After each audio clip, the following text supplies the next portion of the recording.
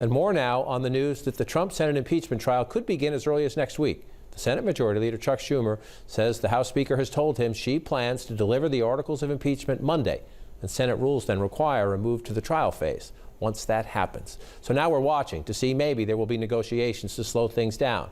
And as we wait to see the scheduling details, we have some brand new CNN reporting today on a campaign by some Republicans to persuade GOP senators that former President Trump deserves to be convicted. Now, let's be clear, the odds are against this effort, but it does highlight the fascinating debate among Republicans about the party's future.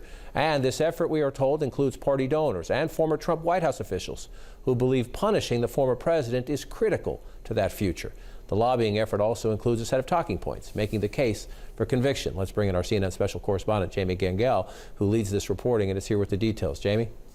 As you said, John, the odds are against it, but let's face it, Republicans are still scared of Trump, but we have discovered that there is a campaign to convict him and take the party back. What we've learned is there's been what I would call an underground lobbying campaign of members of Congress. Some of them, as you said, are former Trump White House officials, GOP donors, former members of Congress, and both current and former Hill staffers. It is not coordinated, but these are dozens of influential Republicans who are really reaching out to members to encourage them, first in the House to impeach, now to convict Trump. Their goal is to take the party back.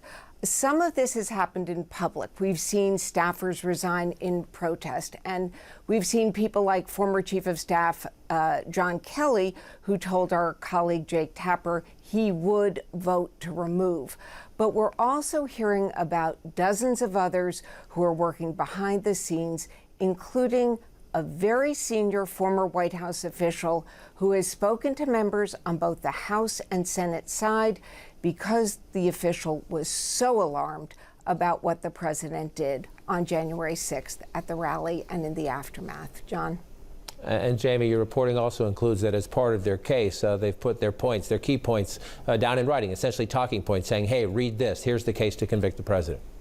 Correct. We don't know how widespread this is, but we've obtained a 9-point memo that's been circulating that lays out reasons for impeachment and conviction. And we'll show you part of it here, just a couple of points. One says it's difficult to find a more anti-conservative outburst by a U.S. president than Donald Trump the last 2 months.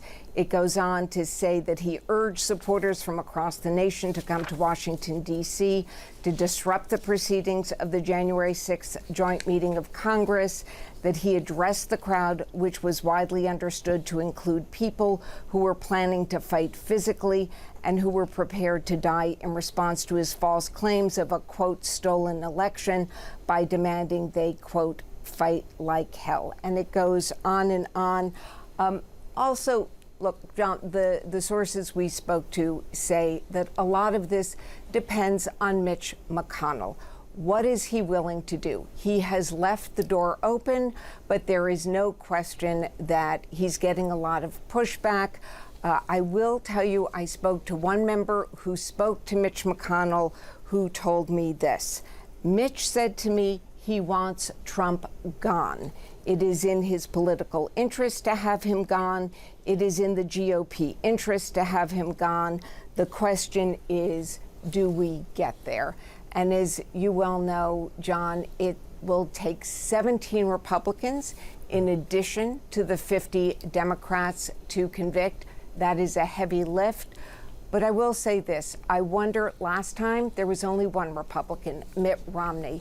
I wonder whether we will see more this time. John? Well, it's going to be fascinating, both the math and the speeches when it is said. And a Senate trial could begin as early as next week. Jamie Gangel, very important reporting. Grateful for your sharing it with us here. And the impeachment trial is just one of the big questions facing rattled Republicans right now. Here are two others from some new reporting in Time. How much influence will Trump and his family continue to have on the party going forward? And how can Republicans win elections if they are trapped between a fanatical base of delusional conspiracists and a broader electorate that despises Trump? Time National political correspondent Molly Ball is with us now. As always, Molly, very well done, very well written, framing those questions. And so what is the answer, or what are the early dividing lines as Republicans try to find the answers? What about the president and his family? What about these conspiracy theories? Well, there are a lot of Republicans, as you know, as Jamie was just reporting, sort of on both sides of this question, realizing that on the one hand, it is in the Republican Party's collective interest to move on from Trump in some way and try to reground the party in principles and in truth. But on the other hand, it is not necessarily in any individual Republican office holders, Republican senators' interest to do that, given where the base is, given the affection for Trump that still exists in the Republican rank and file. And because we are so far out from an election, and because so much of this is so recent and so raw, they really don't even have a wind to stick their finger in, so to speak. You know, it's not clear how any of this is going to play out. And it all is complicated by, you know, the fact that they do still have these strong minorities in Congress and across the country. So it's really an open question, and I think it is the question that is going to determine the future of American politics from now on. I think you're exactly right. And just listen to a little bit of the flavor here. We're learning this is day 3 of the Biden presidency, so we are early in every debate. How will the new president do? Can he reach his goal of bipartisanship? How do Republicans answer the many questions you so smartly lay out in your piece? If you listen here, Senator Marco Rubio is first in this collection of Republicans. He goes back to a more traditional Republican argument. Then 2 of his colleagues focus more on the impeachment fight. Listen. We now have a president who talks like a centrist, but is governing from the far left. President Biden should step up and deliver on his commitment on unity and healing. He needs to call Nancy Pelosi and say, Speaker Pelosi, I'm asking you to stop. I've never felt better about the Republican Senate conference being united behind the idea that what the House did was wrong. So let me frame it this way as we go through. Look, Republicans are from different parts of the country. Republicans have different calculations based on their state electorates.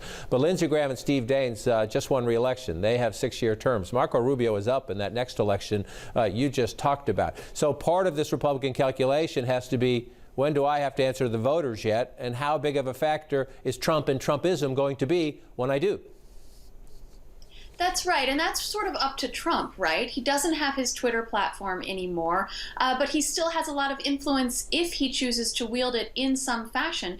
But nobody knows. Of course, he's a famously unpredictable figure, and he hasn't sent a lot of signals for what sort of political operation he plans to keep and how he plans to wield it, both in what medium and, what sort of lines he wants to enforce. And so while there is a lot of tough talk in public, of course, I was really struck when I was reporting this piece by how pessimistic Republicans were in private. And these are not necessarily your never Trumpers for the most part, but there's a lot of pessimism in the party because if Trump is still in the tent, the feeling is, where does it all end? How long are we still going to be subject to these whims of his that are so unpredictable? And the other thing I was struck by was this strong feeling that as much as they are saying, let's move on, that's the way to achieve unity, there's a strong sense that American voters have a keen sense of justice, of fairness, of feeling that bad behavior needs to be punished.